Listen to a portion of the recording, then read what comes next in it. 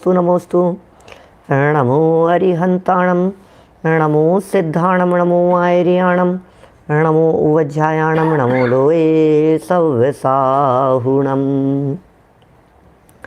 ओकारं बिन्दुसंयुक्तं नित्यं ध्यायन्ति योगिनः, कामदं मोक्षदं चैव ओंकाराय नमो नमः।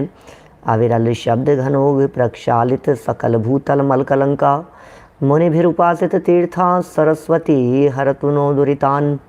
अज्ञान तिमिरान्धानां ज्ञानाञ्जन शलाकया चक्षुरुन्मिलितं येन तस्मै श्री गुरुवे नमः। श्री परम गुरुवे नमः। परम्पराचार्य गुरुवे नमः। सकल कलुष विध्वंसकं श्रेयसां परिवर्धकं धर्म संबंधकं भव्य जीव मन प्रतिबोधकारकं पुण्य प्रकाशकं पाप प्रणाशकमिदं शास्त्रं श्री संयम प्रकाशनाम ध्येयम्।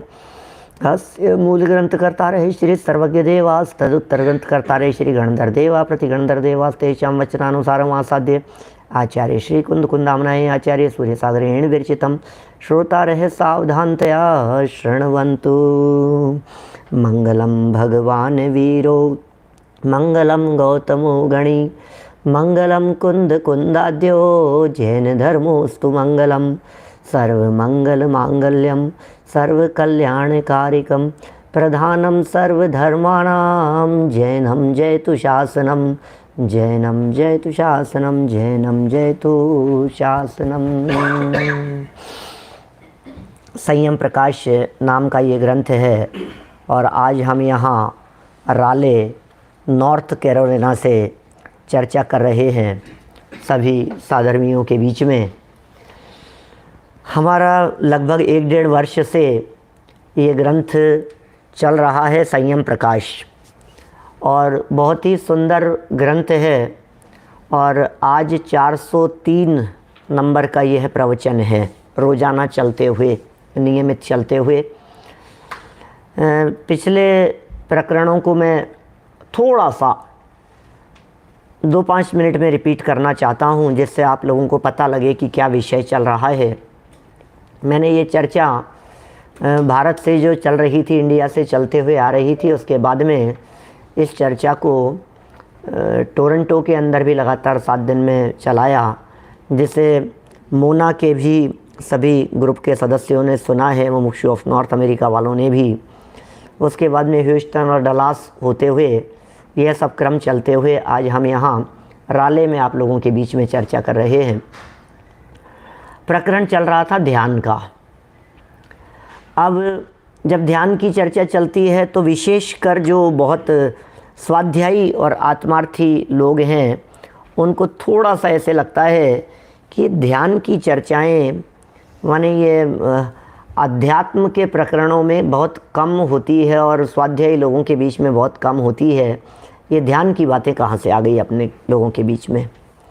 तो एक बात तो अत्यंत स्पष्ट यह है कि हमारे यहाँ शास्त्रों में ध्यान का प्रकरण है या नहीं है, पहले तो ये नक्की करें। तत्वार्थ सूत्र ग्रंथ, तत्वार्थ सूत्र की समस्त टीकाओं में, सर्वार्थ सिद्धि में, राजवार्तिक में, तत्वार्थ श्लोक वार्तिक में, और भी जितनी टीकाएं व्याख्याएं मिलती है सब में, यहाँ तक कि धवलादिक में, द्रव्य संग्रह में, योग सार में, परमात्म प्रकाश में, समाधि तंत्र में, ज्ञानार्णव में, सब ग्रंथों के अंदर ध्यान की चर्चाएं मिलेगी। इष्टोपदेश में आपको ध्यान की चर्चाएं सब जगह मिलेगी। ध्यान के भेद प्रभेद भी बहुत किए गए हैं, कहे हैं जगह जगह पर। इसलिए ध्यान तो एक बहुत उत्तम चीज़ है और कर्मों को जलाने के लिए ध्यान का एक बहुत बड़ा महत्व है।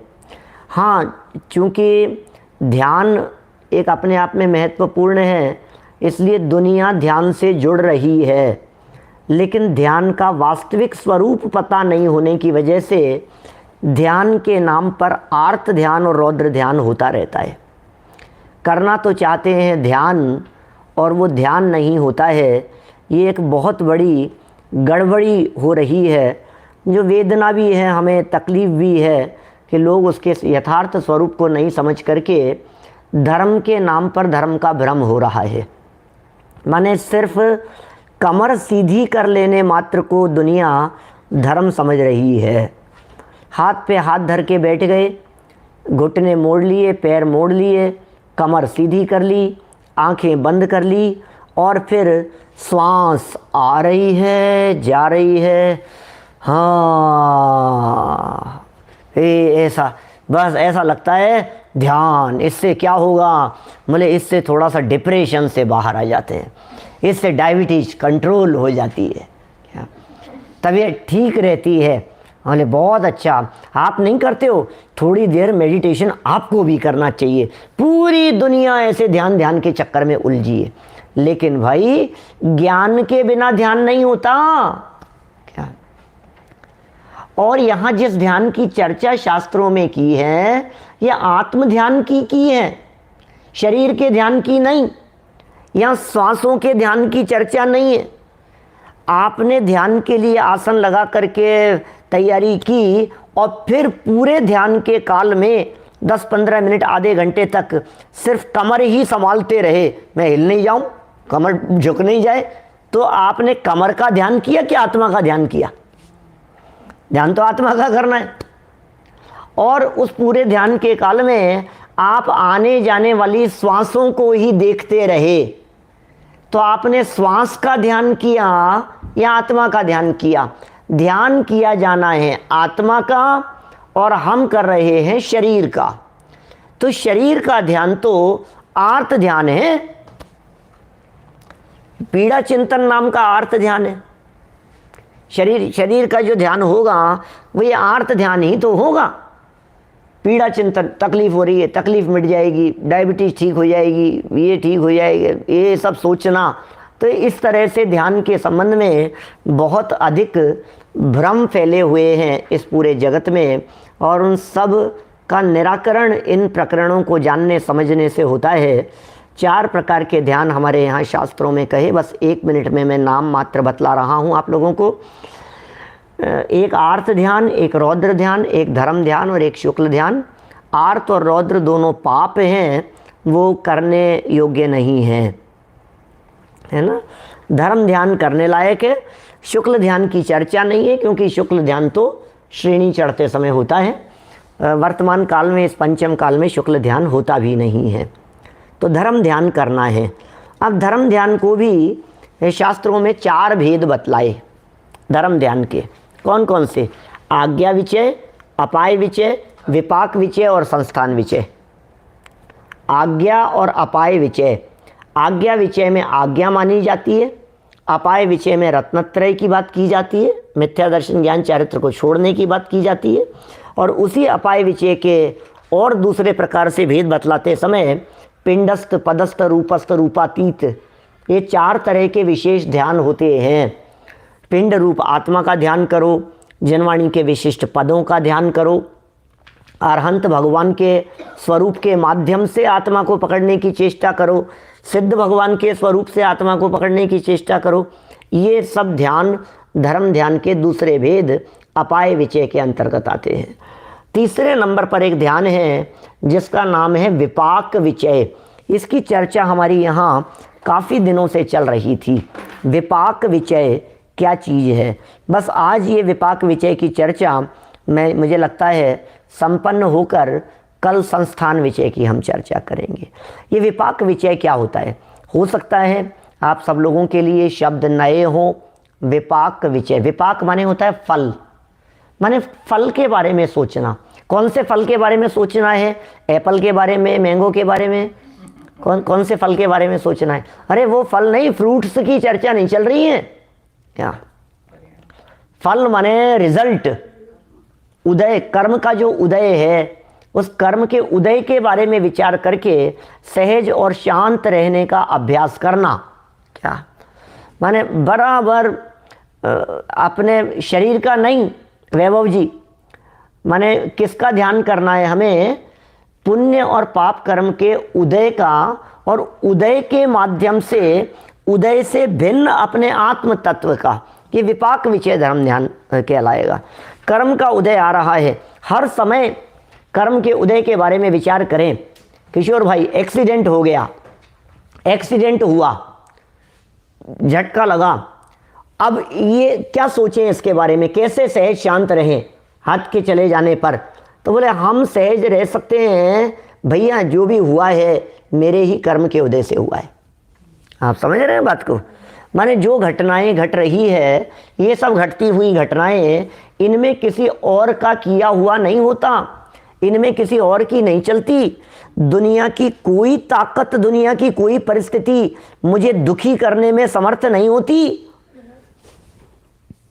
कोई एड़ी से चोटी तक का कितना भी जोर लगा ले वे मुझे दुखी करने के लिए, लेकिन वो मुझे दुखी नहीं कर सकता।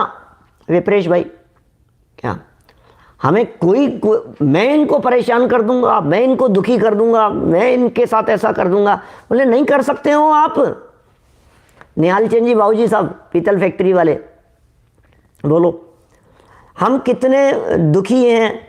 बोले हम क्या करें साहब, इन्होंने तो हमारे को नाक में दम कर रखा है, इन्होंने हमें बहुत परेशान कर रखा है। कोई परेशान नहीं करता है, हम परेशान हैं अपने परिणामों से, हम परेशान हैं अपने उदय से। मेरे उदय के ऊपर किसी और की नहीं चलती। मेरा जो कर्म का उदय है, ये मेरा कर्म का उदय मेरे ही द्वारा बांधे गए कर्म का फल था।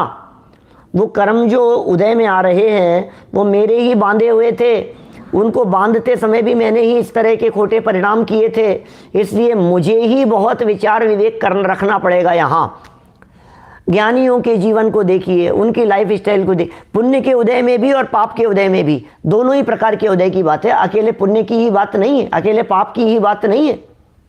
नॉर्मली तो हमें ऐसा लगता है जब बड़ा संकट आ जाता है तब हमें कर्म का उदय याद आता है। अभी नहीं चल रहा है, अभी भी तो चल रहा है, क्या फल तो अभी भी मिल रहा है ना। तो जब कोई बड़ा झटका लग जाए, जब कोई बड़ी घटना घट जाए, दुर्घटना हो जाए, हैं विजय सोगानी जी साहब, तो फिर एकदम हमें ऐसे लगता है ओह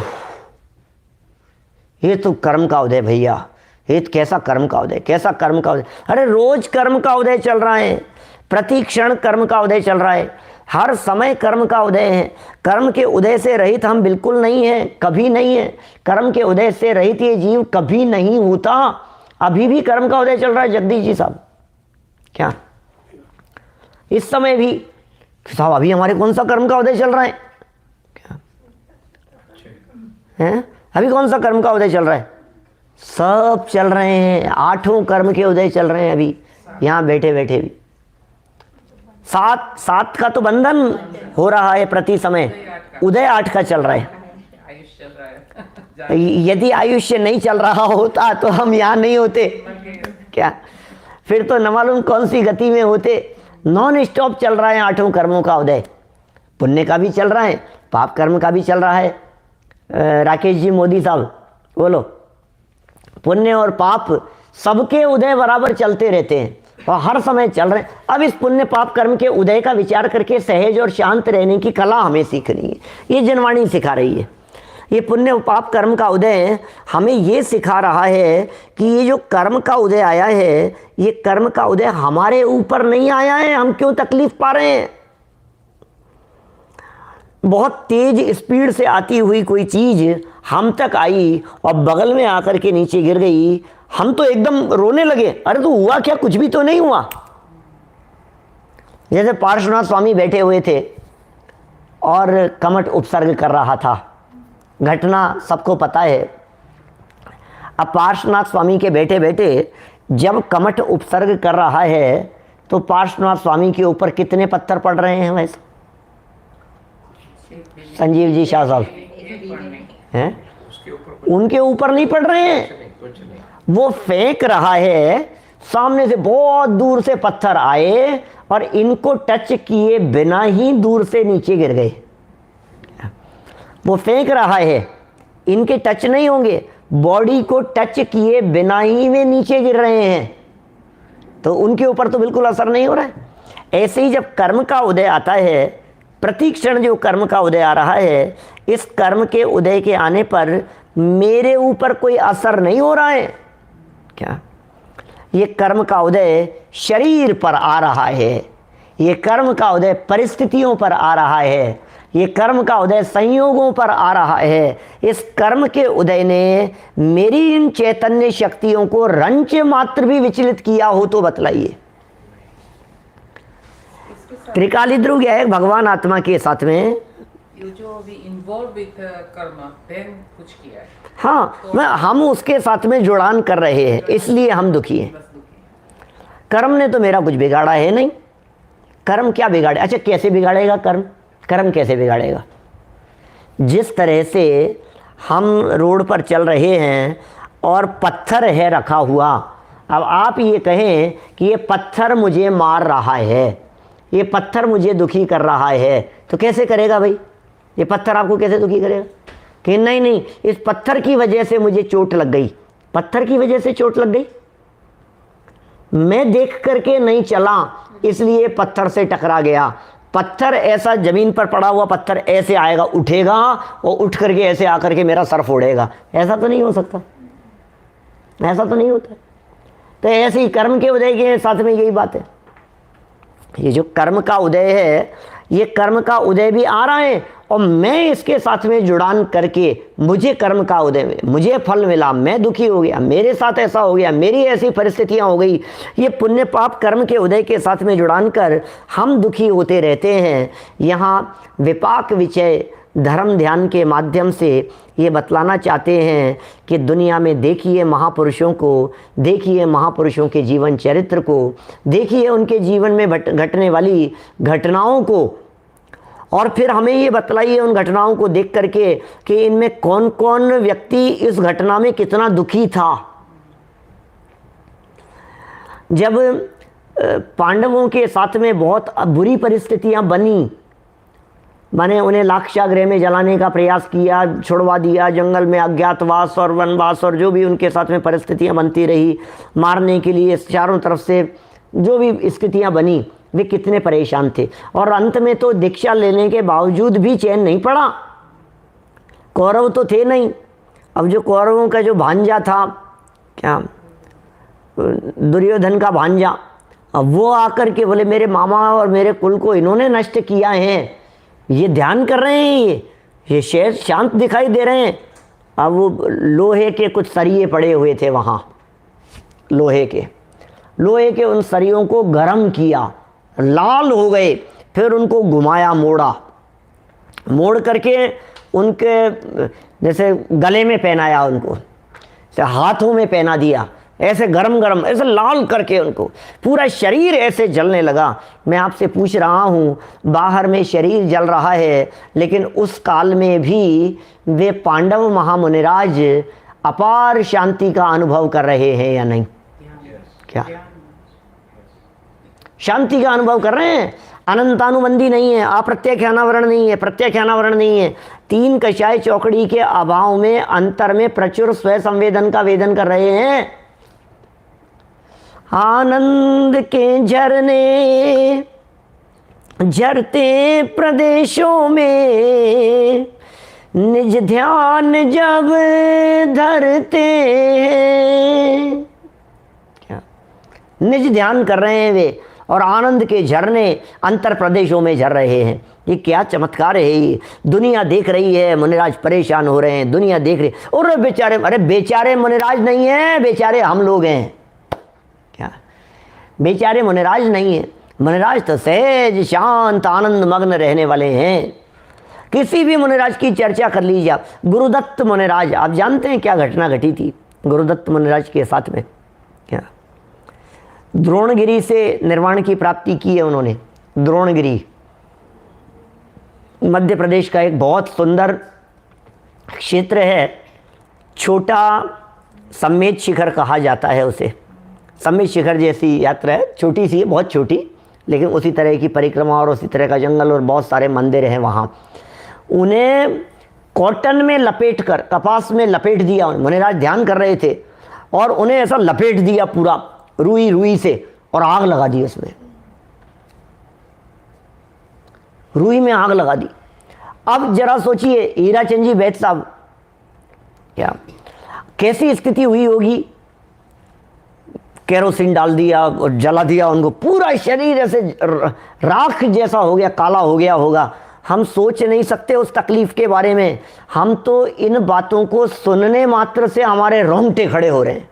क्या बात सुनने मात्र से हमें ऐसे क्या क्या कैसे चला, एक उंगली अग्नि में लग जाती है हमारे को तो हमारी क्या हालत होती है। और अभी ये बात सुन करके अपने को कैसा लग रहा है, मैंने आज उस गरम उबलते हुए उस आग की लपटों में बैठे हुए मुनिराज के जीवन में भी अपार शांति की अनुभूति चल रही है। यदि वो शांति की अनुभूति नहीं होती तो चंद मिनटों में उन्हें निर्वाण की प्राप्ति कैसे होती, केवल ज्ञान कैसे हो जाता। अरे अभी तो अपार सुखी है क्या रमेश बुरीचा जी साहब, अभी आग लगने के काल में भी वे मुनिराज अपार सुखी हैं और अभी चंद मिनटों में अनंत सुखी होने वाले हैं। जब मुनि अवस्थाएं तब तो अपार सुखी हैं और अपने स्वरूप से बाहर नहीं निकलेंगे तो चंद मिनटों में अरहंत बन जाएंगे, अनंत दशा की प्राप्ति हो जाएगी, अनंत भगवान हो जाएंगे और फिर अनंत सुखी हो जाएंगे। ये अनंत सुख के मार्ग पर चले, वे क्या कर रहे हैं, कैसे बर्दाश्त कर रहे हैं, कैसे सहन कर रहे हैं, क्या पावर है उनके पास में, ऐसी कौन सी शक्ति है उनके पास में जो उन्हें ध्यान से विचलित नहीं होने दे रही है। बोले धर्म ध्यान कर रहे हैं। बोले कौन सा धर्म ध्यान हो रहा है, विपाक विचय नाम का धर्म ध्यान हो रहा है। कुमार की भी वही कथा है। हाँ, गज कुमार मुनिराज की भी उसी तरह की कथा है। गज कुमार मुनिराज हो, सुकौशल मुनिराज हो, एक के बाद एक लाइन लगा करके हमारे महामुनिराजों के जीवन को देखें तो हमें ऐसे लगता है क्या किया, कैसा जीवन है यार, गजब ही हो गया भाई साहब, ये तो अद्भुत है। इसका मतलब उनके पास में कोई स्टाइल है, उनके पास में कोई चीज़ है। जैसे मैं आपको बतलाऊँ, ये जो जादू का खेल दिखाने वाले, सर्कस में रोल प्ले करने वाले, कभी आपने देखा होगा भारत में पहले तो बहुत आते थे, पिछले कुछ वर्षों में तो नहीं देखा, लेकिन वो चौराहों पर आते थे और वो खेल दिखाते थे, हैं ऐसे मदारी, और वो सारे लोग इकट्ठे हो जाते थे चारों तरफ। आप लोगों ने सबने देखे हैं भारत में, हैं? अभी तो 10-5 साल 15 साल में तो देखा नहीं मैंने, लेकिन पहले बचपन में बहुत ऐसे आ जाते थे, सब लोग इकट्ठे हो जाते थे स्कूल के बाहर और इधर कोई खेल दिखाने के लिए। फिर वो कुछ ऐसा करता था कि वो आग जलाता था और वो आग निकालता है, कभी कुछ करता है, कभी अंगारे बिछे हुए होते हैं, उन अंगारों के ऊपर चलता है, गरम गरम के ऊपर, जैसे अपन टच नहीं कर सकते बहुत, वो उसके ऊपर चल रहा है। तो क्या होता होगा, वो कुछ तो होता होगा। उनके पास में कोई ट्रिक होती है, ट्रिक, दीपेश जी, उनके पास में कुछ ऐसी कलाएं, कुछ ऐसी ट्रिक है, बस हम करें तो जल जाएं, मर जाएं। ये आते हैं, क्या बोलते हैं, ये खतरों के खिलाड़ी जैसा, क्या बहुत खतरनाक। और फिर नीचे चेतावनी लिखी हुई आती है, क्या ऐसी चेतावनी लिखी हुई आती है, यह आपके जान के लिए खतरनाक हो सकता है, इसको देख करके जान जोखिम में न डालें। इस तरह की चेतावनी लिखी हुई आती है, क्योंकि बच्चे लोग उसको करने लग जाएं देख करके, ये कूद रहा है हम भी कूद जाएं, ये ऐसा कर रहा है हम भी करने, अरे नहीं भाई मर जाओगे तुम करोगे तो वो जो कर पा रहे हैं वो कैसे कर पा रहे हैं, वो कैसे कर रहे हैं? संजीव जी शाह साहब बोलो। वो क्या, क्योंकि उनके पास में कुछ है, कोई तो है, कुछ ऐसी चीज़ है, कुछ सॉल्यूशन लगाते होंगे या कुछ ऐसा करते होंगे या कुछ फास्ट करते होंगे, जल्दी जो भी जैसा उनका होता होगा, लेकिन कोई चीज़ है, कुछ ना कुछ है उनके पास में। बस यही बात हम कहना चाह रहे हैं आपसे। जैसे आपको ये लग रहा है कि इनके पास में कुछ ना कुछ है, ऐसे ही हमारे महामुनिराजों के पास में भी कुछ ना कुछ कला है, और उस कला का नाम क्या है? वो है जीव जुदा पुद्गल जुदा, यही तत्व को सार। ये कला है उनके पास में, क्या ये आनंद का मार्ग है उनके पास में। अरे जो जल रहा है वो मैं नहीं, और जहां मैं हूं वो जल सकता नहीं। क्या ख्याल में आ रही है बात? भिन्न है, जीव जुदा है और मैं जुदा हूं। क्या शेर के काल में भी, क्या सोचना जरा, जीव जुदा पुद्गल जुदा, यही तत्व को सार, और बाकी जो कुछ और है यही को विस्तार। इष्टोपदेश में कह रहे हैं, जीवो अन्य पुद्गलश्चन्य इत्यसौ तत्व संग्रह, यदन्यत उच्यते किंचित सोस्तु तस्यैव विस्तरे। ये क्या है? जीव अलग है, पुद्गल अलग है, शरीर अलग है, आत्मा अलग है, कर्म का उदय शरीर पर आ रहा है। क्या विपरीत परिस्थितियाँ ये सब शरीर और संयोगों में बन रही है, मेरे ऊपर नहीं, मेरे पास में नहीं आ रही है। अरे मेरे तो आसपास में भी नहीं है। अपने स्वरूप में यदि मैं रहूँगा तो सहज और शांत रह सकता हूँ। विपाक के काल में, विपाक विषय धर्म ध्यान की चर्चा चल रही है। विपाक के काल में, ध्यान देना, विपाक के काल में माने कर्म के फल के काल में उससे दृष्टि हटाकर अपने स्वभाव की तरफ दृष्टि दे लेने पर, फल के काल में फल से दृष्टि हटाकर जो मुनिराज अपने उपयोग को अपने स्वभाव के भीतर ले जाते हैं, उन्हें वे कर्म का उदय दिखाई नहीं देता। ये है मार्ग शांति का कि साहब आपको कोई कहाँ है कर्म का उदय? हम तो आनंद का उपभोग कर रहे हैं। जहाँ हमारा उपयोग है वहाँ तो हम आनंद भोग रहे हैं, और जहाँ बाहरी परिस्थितियाँ हैं वहाँ हम अपने ज्ञान को ले जाते ही नहीं हैं। ये होता है विपाक विचय धर्म ध्यान। विपाक विचय धर्म ध्यान बाहर में नहीं होता, विपाक विचय धर्म ध्यान चिंतन में होता है। विपाक विचय धर्म ध्यान करने वाले उपयोग, जैसे देखिए जब बाहर में बहुत अधिक आंधी तूफान चल रहे होते हैं तब आप क्या करते हैं? जगदीश जी साहब आप क्या करते हैं? घर में रहते हैं। आपके यहाँ कभी बर्फ़ गिरती है तो जब भी तब आप घर से निकलते हैं। बाहर बिजलियाँ कड़क रही है, तूफान आ रहा है, तब आप क्या करते हैं? घर में। बहुत तेज़ बारिश आ रही है तब आप क्या करते हैं? अपने घर में बैठते हैं। बहुत तेज़ गर्मी पड़ रही है, बहुत तेज़, बाहर निकलते ही ऐसे आग जैसी बरसती है, तब आप क्या करते हैं? ये घर में बैठते हैं। और जब आप घर में बैठे होते हैं तो फिर तूफान कितना परेशान करता है आपको? नहीं करता। जब घर में बैठे होते हैं तब तो बिल्कुल परेशानी नहीं है हमारे को। तो जब बाहर में तूफान आने पर आप अपने घर में रहते हैं और घर में रह करके सहज और शांति का अनुभव करते हैं, दरवाजे बंद हैं, तूफान में आ रहा है, बाहर आ रहा है, हमारे भीतर मकान के दरवाजों के भीतर तूफान ने प्रवेश नहीं किया। इसी तरह से ये ज्ञानी धर्मात्मा पुरुष अपनी चैतन्य गुफा में रहते हैं। चैतन्य गुफा में मुनिवर बसते, अनंत गुणों में केली करते, एक ही ध्यान लगायो वन में मधुबन में, होली खेले मुनिराज शिखर वन में रे अकेले वन में मधुबन में। क्या कर रहे हैं? अनंत गुणों में केली करते हैं, अंदर में ध्यान लगा, सुरक्षित हो जाते हैं। वहाँ से दृष्टि हटाओ, अंदर में आ जाओ, अब बताओ कहाँ है? कुछ नहीं है, कुछ नहीं है।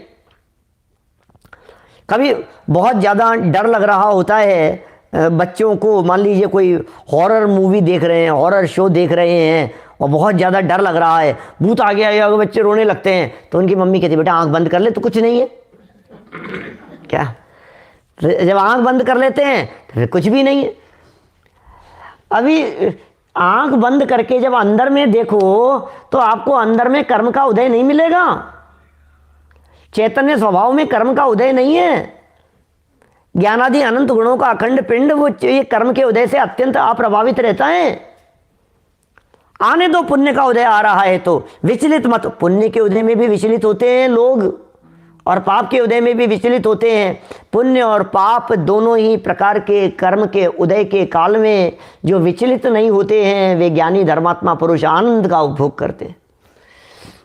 विपाक विचय धर्म ध्यान बड़ा गजब का स्वरूप है। और हम पिछले 4, 5, 6 दिनों से, शायद कितने दिन हो गए मुझे आइडिया नहीं है, लेकिन विपाक विचय धर्म ध्यान की चर्चा बहुत दिनों से कर रहे हैं।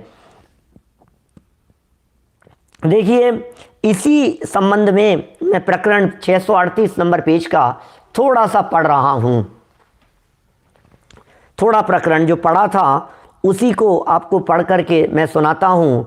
एक में पुण्य के उदयजन्य परिस्थितियों को बतलाया है एक पैराग्राफ में, और दूसरे पैराग्राफ में असाता वेदनी और दुष्ट कर्म चक्र के उदय की परिस्थितियों को बतलाया है। और उससे पहले ये कहा था कि जीवों के कर्मों का समुदाय द्रव्य क्षेत्र काल भाव रूप चतुष्टय को प्राप्त होकर के अपने नामानुसार फल देता है।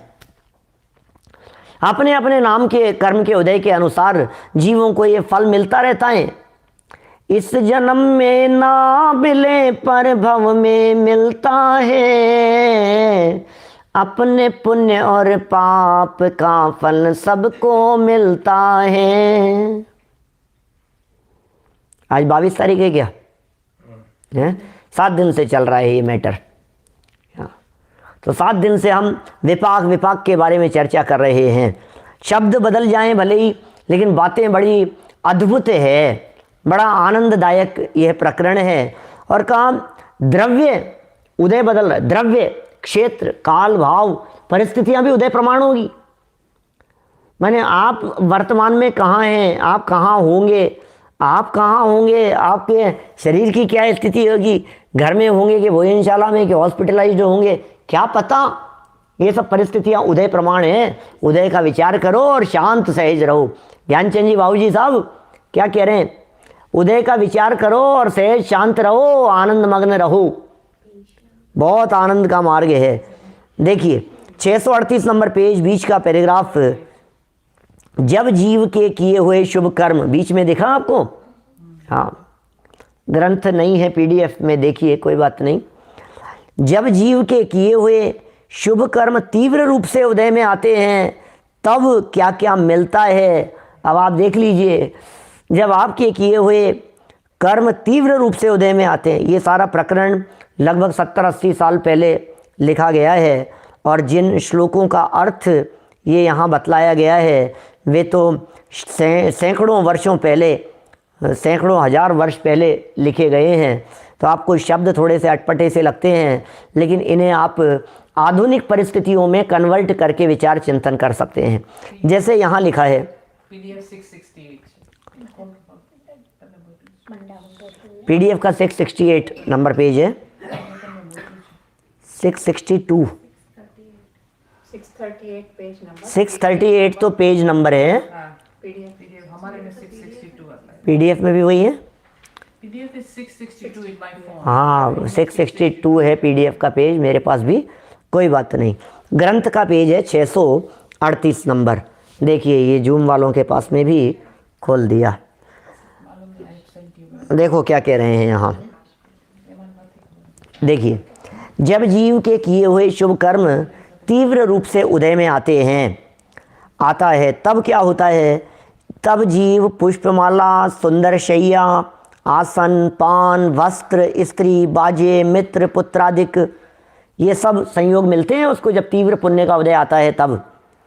तथा कर्पूर, अगर, चंद्रमा, चंदन, वन क्रीड़ा, महल, पर्वत, ध्वजादिकों का, तथा हस्ती माने हाथी, घोड़े, पक्षी, चमर, नगरी एवं खाने योग्य, नगरी भी लिखी है। नगरी भी पुण्य के उदय से मिलती है आपको।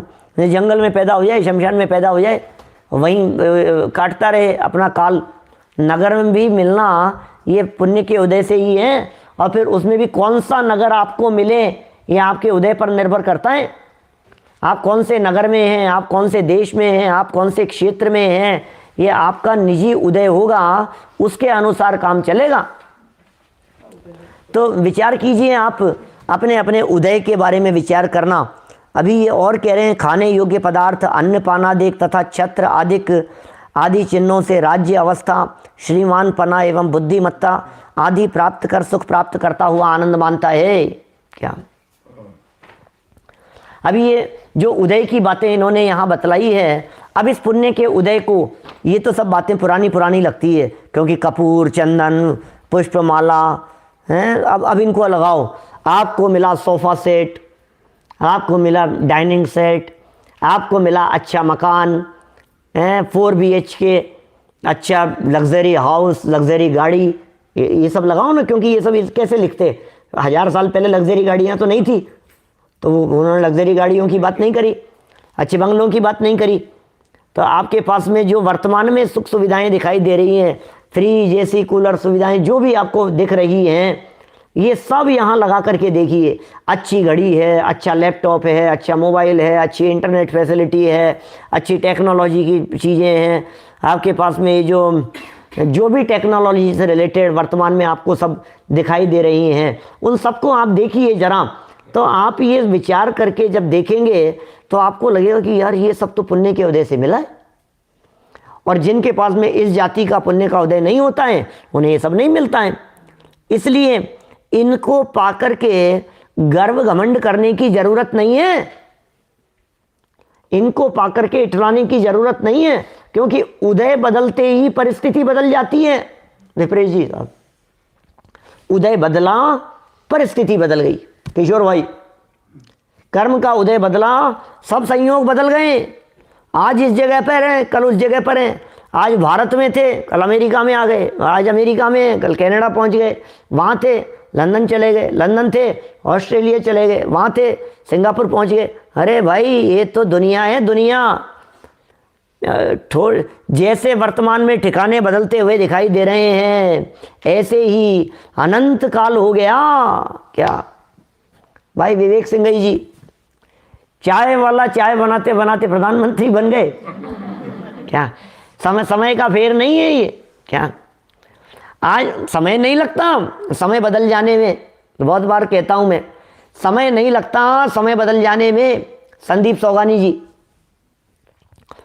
समय नहीं लग रहा है, समय बदल रहा है। समय बदल गया, अरे अरे एक वो समय था, आज ये समय है। समय नहीं लगता। तो भाई अच्छे पड़ोसी का मिलना भी आपके उदय पर डिपेंड करता है। नर देह उत्तम देश पूर्ण आयुष आजीविका, जॉब, बिजनेस, आपकी आजीविका, ये सब पुण्य के उदय से प्राप्त हुआ है।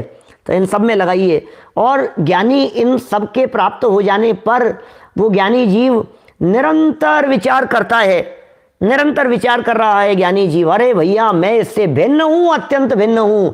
ये पुण्य का उदय आ गया, मुझ में क्या बढ़ गया ये बतलाओ।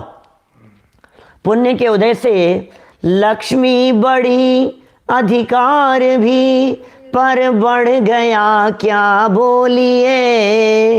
क्या क्या लिख रहे हैं सामने? आदिवासी महिला राष्ट्रपति बनने वाली है क्या? ऐसा हो जाता है, कहां से कहां पहुंच जाता है। शिवकांत जी साहब, यशवंत नगर, बोलिए। लक्ष्मी बड़ी, अधिकार भी, पर बढ़ गया क्या बोलिए। परिवार और कुटुंब में क्या वृद्धि नए पर तोलिए। विचार तो कीजिए गंभीरता से। बढ़ गया, और क्या पुण्य का उदय, क्या पुण्य का उदय। पैसा बढ़ गया, सब पैसा बढ़ गया। तो पैसा बढ़ा तो तुम्हारे में क्या पड़ा? पैसा तो पैसे में बढ़ा ना। सोचना कि साहब पैसा बढ़ गया, कि कहाँ बढ़ गया? कि बैंक में बढ़ गया। तो बैंक में बढ़ा है और मान रहा है मुझ में बढ़ गया। कि नहीं, लॉकर में, तिजोरी में बढ़ गया। तो तिजोरी में बढ़ा है, ये समझ रहे मुझ में बढ़ गया। पैसा कहाँ बढ़ा? कि साहब हमारे तिजोरी में कितने, समझ लो आप, $1 मिलियन रखे हुए थे। क्या? इतना पैसा हमारे तिजोरी में रखा हुआ था, बहुत सालों से। अभी क्या हुआ? अभी और बढ़ गया। इंटरेस्ट आता है यहाँ? इंटरेस्ट तो नहीं आता है यहाँ, तो इंटरेस्ट मिलता ही नहीं है। क्या? कुछ और बढ़ गया। तो बोले क्या बढ़ गया? क्या? तो हम में क्या बढ़ा दीपेश जी? हमारी ज़मीन बढ़ गई, हमारा मकान बढ़ गया, हमारी दुकान बढ़ गई, हमारी प्रॉपर्टी बढ़ गई। तो हम में क्या बढ़ा? कुछ भी नहीं बढ़ा। कुछ भी नहीं बढ़ा ऐसा तो नहीं कहेंगे, अभिमान बढ़ा है। क्या? इन सब के बढ़ने से अभिमान बढ़ गया, पाप बढ़ गया। क्या माने? इन सब के बढ़ने से क्या कहेंगे भाई साहब, क्या क्या बढ़ रहा है, कहाँ कहाँ बढ़ रहा है, कुछ अंदाजा नहीं है प्रियंक शास्त्री जी। लेकिन ये सब पुण्य कर्म का उदय। और ज्ञानी ये विचार कर रहा है। ज्ञानियों के वचन है, श्रीमद राजचंद्र जी साहब का लिखा हुआ वचन है ना ये। क्या बढ़ गया, क्या बड़े बड़े की बात करता है, मैं बढ़ गया, मैं बढ़ गया। कुछ नहीं बढ़ता है। ज्ञानी इस तरह से इसे कर्म का फल मात्र जान करके उससे अलिप्त रहते हैं। देखिए ऐसे ही पाप कर्म के उदय में लगा करके देखिए, नेक्स्ट पैराग्राफ में पाप कर्म के उदय की बात कह दी। अभी जितनी बातें पर्वत, महल, ध्वजादिक की बात कही थी ना, हाथी, घोड़े, पक्षी, चंवर आदि की, इसको वर्तमान में लगा लीजिए सब। जहाँ हाथी घोड़े की बात कही है वहाँ नौकर चाकर लगा लीजिए, जहाँ पक्षी चमर आदि की बात कही है वहाँ आपके और अधिक चमर वगैरह किस लिए हुआ करते थे, हवा वगैरह के लिए भी होते थे, शोभा के लिए भी होते थे। उसी तरह से ये सब वर्तमान में बदल लीजिए। जब असाता वेदनीय एवं दुष्ट कर्मों का तीव्र उदय आता है, अब इन पर लगाओ। विपाक विचय वाला विचार कर रहे हैं। ज्ञानारणों की पंक्तियां हैं विपाक विचय का स्वरूप बतलाते समय शुभ चंद्राचार्य की लिखी हुई।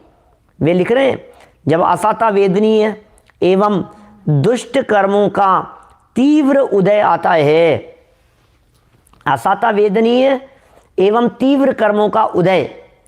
अभी असाता के साथ में दुष्ट कर्म क्यों जोड़, क्योंकि असाता वेदनीय का मतलब पाप नहीं होता है।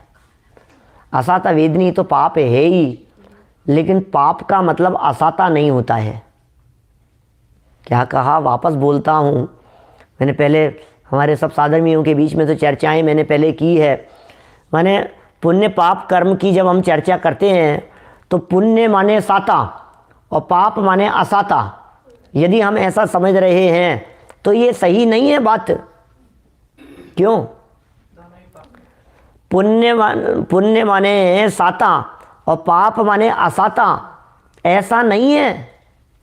क्यों? क्योंकि साता और असाता ये दोनों तो वेदनीय कर्म के भेद हैं, और पुण्य और पाप का बंटवारा तो सब में है। ख्याल में आ रही है बात? ज्ञानावर्णीय, दर्शनावर्णीय, मोहनीय, अंतराय, ये सब पाप हैं। क्या? फिर वेदनीय में असाता वेदनीय पाप है और साता वेदनीय पुण्य है। बोले आयु कर्म में, बोले नरक आयु कर्म ये पाप प्रकृति है, और मनुष्य तिर्यंच देव आयु कर्म बोले ये पुण्य प्रकृति है।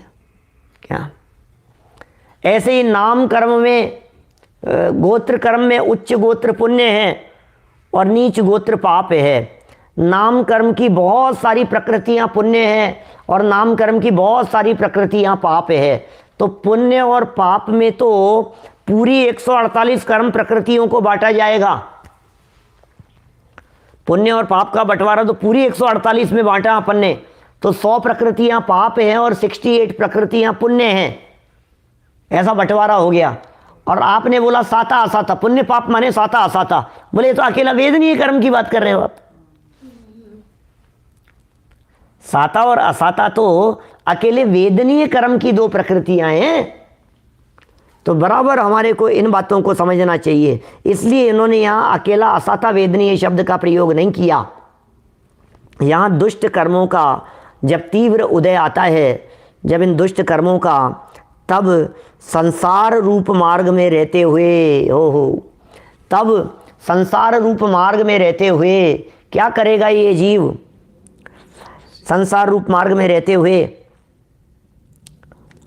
यह जीव सेल माने होता है भाला, तलवार, छुरा, यंत्र, बंदूक आदि शस्त्रों का प्रहार होगा। और सर्प, बिच्छू, दुष्ट हाथी, अग्नि। ये दुष्ट हस्ती क्यों लगाया? क्योंकि हस्ती शब्द का प्रयोग ऊपर पुण्य के प्रयोग में भी किया था। पुण्य के उदय से हाथी मिल रहा है और पाप के उदय से हाथी का पांव मिल रहा है। क्या? पुण्य क्या? बातन हाथी पाइए और बातन हाथी पांव। सुना क्या मतलब क्या है? बातों ही बातों में आप इतने प्रसन्न कर सकते हैं सामने वाले व्यक्ति को कि आपको हाथी भेंट कर देवे, और इतना आप नाराज कर सकते हैं कि आपको हाथी के पांव के नीचे कुछ चलवा दे। ये परिस्थितियां हैं, पंडित जी साहब के साथ में बनी थी ऐसी परिस्थिति। देखिए खैर क्या कह रहे हैं, ये दुष्ट हाथी ये पाप कर्म के उदय से मिला है। अग्नि, आग लग गई।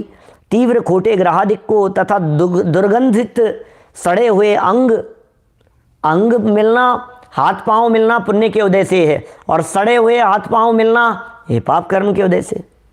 दुर्गंधित अंग की प्राप्ति होना, सड़े हुए अंगों की प्राप्ति होना ये पाप कर्म के उदय से है। लटें भी पड़ जाती हैं अंगों में भी, दुर्गंधित सड़े हुए अंगों में भी लटा दिख पड़ जावे। कांटा लग गया, धूल मिट्टी से लिप्त हो गया, क्षार क्षार हो गया, हड्डियां निकलने लगी, ऐसा कह सकते हैं, कीचड़ में पड़ गया, पाषाण आदि पत्थर आदि का ऐसा कुछ उपसर्ग आदि की जैसी परिस्थितियां बन गई। बंदी खाना माने जेल खाने में जाकर के पटक दिया गया, सांकलों से बांध दिया गया, कीलें लगा दी गई, कीलें बांध दी गई, लगा दी गई। कांड बेड़ी क्रूर दुष्ट बैरी वैर कहाँ तक बतलाएं, इत्यादि द्रव्यों को प्राप्त होकर दुख को भोगता है। ये सब असाता वेदनीय कर्म के उदय से बनने वाली परिस्थितियां हैं, पाप कर्म के उदय से बनने वाली परिस्थितियां हैं। माने जैसे जैसे पाप कर्म का उदय आएगा वैसे वैसे परिस्थितियां प्रतिकूल हो जाएगी। अब इन्होंने तो थोड़ी कही है, अब पाप कर्म के उदय को अपने अपने पर लगाते रहो। अपनी लाइफ में जरा पाप कर्म के उदय को देखो जरा, तो अपनी लाइफ में जब पाप कर्म के उदय को देखेंगे तो कहाँ कहाँ दिखाई देगा। एड़ी से चोटी तक शरीर की परिस्थितियों में कभी पेट दर्द हो रहा है, कभी हार्ट में दर्द हो रहा है, कभी कुछ हो रहा है, कभी हाथ तकलीफ दे रहा है, कभी डांड दर्द कर रही है, कभी आंखें बहुत ज़्यादा जल रही है, कभी कान, सब में लगाओ। फिर परिवार में लगाओ, बच्चों में लगाओ, पत्नी पुत्र में लगाओ, माता पिता संयोगों भाई भाई में, सब जगह पर लगाओ। फिर और थोड़ा सा बाहर जा कर के बिजनेस में, व्यापार में, आजीविका के साधनों में, फिर और बाहर जाओ तो मौसम में, परिस्थितियों में, तो सब जगह पर आप धीरे धीरे इन सब चीज़ों को जैसे जैसे बढ़ा करके देखेंगे, आपको अपने अपनी परिस्थितियों के अनुसार पुण्य और पाप कर्म के उदय की विचित्रताएं दिखाई देगी। अब ये जो प्रकरण चल रहा है, ये प्रकरण चल रहा है ध्यान का, क्या, और ध्यान के प्रकरण में ये पुण्य और पाप कर्म के उदय को यहाँ बताया गया है। अब मुझे ये कहना है आपको कि ये ध्यान के प्रकरण में ये पुण्य और पाप कर्म के उदय को बतलाया, तो फिर इसमें ध्यान कहाँ हुआ? ये तो उदय तो कर्म में आ रहा है, ध्यान तो हमारा है, उदय कर्म का है। आप समझ रहे हैं? तो विपाक विचय, ये ध्यान विपाक विचय में कुछ नहीं है, विपाक विचय तो कर्म में है। अब विपाक विचय के काल में जो चिंतन किया गया, ये विपाक विचय नाम का धर्म ध्यान होगा क्या? बोलो, ख्याल में आ रही है बात? विपाक विचय अलग चीज है और ध्यान अलग है। ध्यान में जब विपाक विचय चल रहा होता है तो विपाक विचय ध्यान कहलाता है। ध्यान में क्या क्या चल रहा है ये बतलाइए।